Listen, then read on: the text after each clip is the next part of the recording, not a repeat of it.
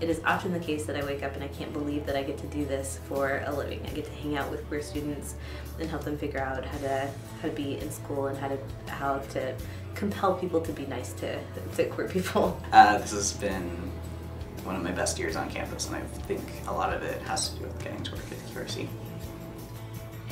I know that I can come in one day and identify one way and come in another day and identify another way, and that's okay. There's, no boxes, there's no judgments, it's just understanding and support. It's a really nice environment to be involved in, especially if you don't have anywhere else to go. It's a safe space. It's very much so. I associate it with it being a really safe space, not only for queer identified individuals, but I also see it working towards being a safe space for queer folks of color, which has also been, it's a really hard for me as a queer woman of color to find those types of spaces. So for me, the mission for the QRC is to make a safe and inclusive space. Before I got here, a couple of years ago, the Westboro Baptist Church showed up to campus, and so this is an organization that comes with huge signs about how they feel about the queer community. And so the QRC was able to be a safe place for students to come and really experience a wide range of emotions about how they felt, from anger to sadness to feeling empowered. Well, when I first came to the QRC, I came in because I was a homeless student and I needed resources around that, and I was feeling a lot of pressure based on my identity. So I came in and I talked to Kat, and I knew Javen, who works here through PCC. So it was kind of like a home base for me.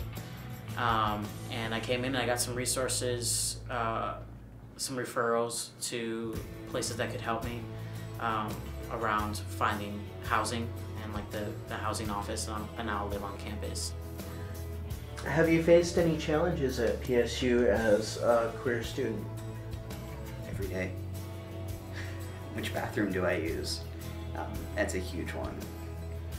And probably, honestly, my biggest one is just picking a place to go to the bathroom every single day. Each building is different, each floor is different, and a lot of times the gender-neutral bathrooms are occupied.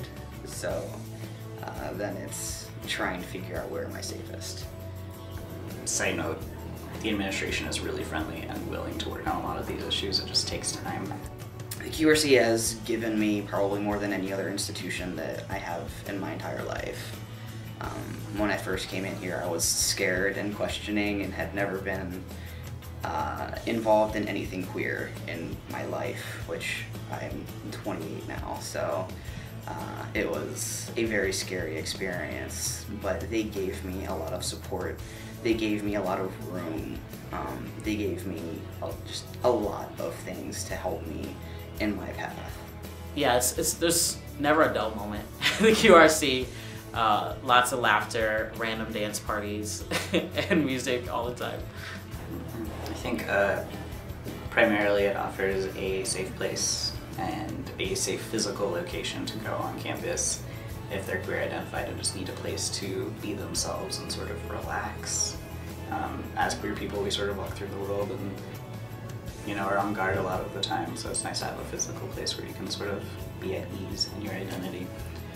We also offer a bunch of resources, and we have staff in the back room that can help with different resources if you need someone to talk to about pretty much anything.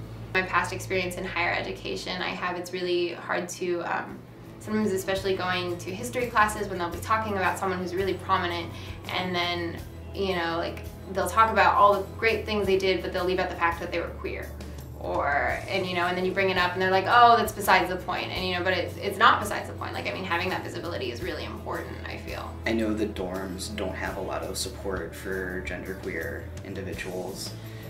You have the female bathroom and you have the male bathroom if you're in a shared bathroom door. And if you don't really fit in either, you have to pick one because they don't have any support for you. And that's also not a legitimate reason to break your contract. The QRC for me is my home on campus. It's where I know I can go whenever I'm having a bad time, whenever I'm having a good time. So we're open Monday through Thursday from 8 a.m. to 7 p.m. and then on Friday we're open from 8 a.m. to 5 p.m. and then we're closed on weekends. And so folks can come in and drop in and schedule an appointment if they want some longer time with staff, or they can drop in and utilize our lounge or grab quick questions from the staff. So lots of different things.